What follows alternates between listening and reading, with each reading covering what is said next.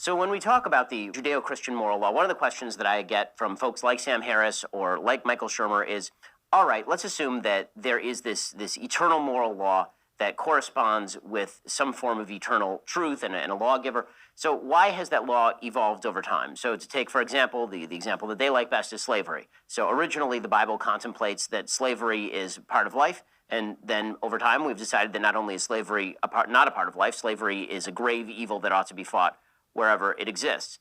How do we justify evolution in the Judeo-Christian framework of morality? Well, it's of course the metaphysical extrapolation of the naturalistic interpretation of the very origin of life. So when you talk about the evolution of humanity itself, they want to talk about morality itself also sort of evolving. I think it becomes a circular argument. The argument that somehow we were valueless to start with and just happened to be on this radar screen of time, and that we developed all these things over a period of time, I think is a false view of the beginnings. In fact, though, you know very well as a scholar within the Jewish framework, the very concept of slavery, very different idea of what we interpret as what slavery is all about.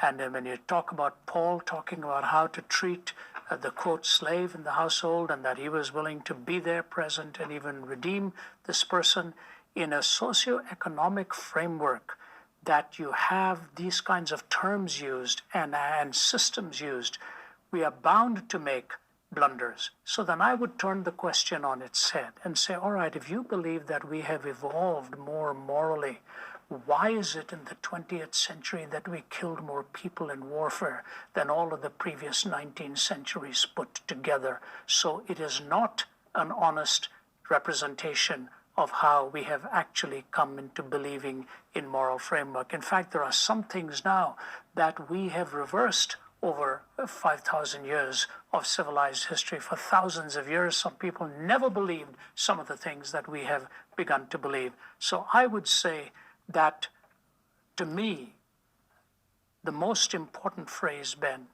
in the Ten Commandments, I don't believe there's a better moral framework that starts with the very being of God and all the way to the sacredness of my life, my neighbor's marriage, my neighbor's property. I mean, this goes back, to 3,500 years ago. The most important phrase to me, Ben, and that is, I am the Lord your God that brought you out of the land of Egypt. That redemption is prior to righteousness. And then righteousness leads on to worship. So when you get to Exodus 20 and you're dealing with that beautiful moral law, and then you move 5 chapters later and you move into the tabernacle and the framework of reference, I think it is the change of heart that is the only answer to the moral framework. And here's the scary thing. God did not send us his message to make bad people good. Morality alone will never save us. Sometimes in the name of morality, people have done some horrible things.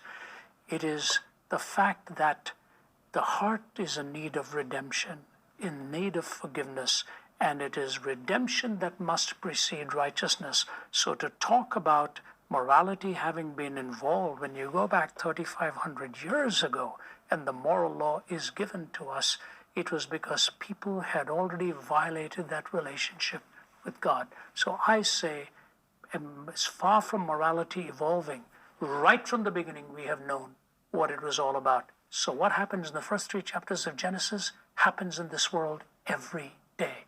What happened in the temptation saga, Ben, I think is very critical. And your book points out what has happened as a result of this flaw, okay? In the day that you eat of the tree of the knowledge of good and evil, you will die. That's the word of God. But the enemy of our souls comes and says, you will be as God, knowing good and evil. That has been the battle for millennia. What is the battle? To allow God to be God or to play God. And in the defining good of evil. And what happened when they are confronted? I didn't. The one you believe. I didn't, the serpent. This idea of violating the authority of God and becoming autonomous and then blaming everything else, this is not evolved. This goes back over 3 millennia long, and we have challenged it every day in this victim culture. What are we doing? It's not my fault. It's this person's fault. We don't believe in absolutes. We have autonomy. So on the one hand, we claim to be autonomous, but when we go wrong, we blame somebody else. It's someone else's autonomous. So I do not accept this idea that it is somehow evolved.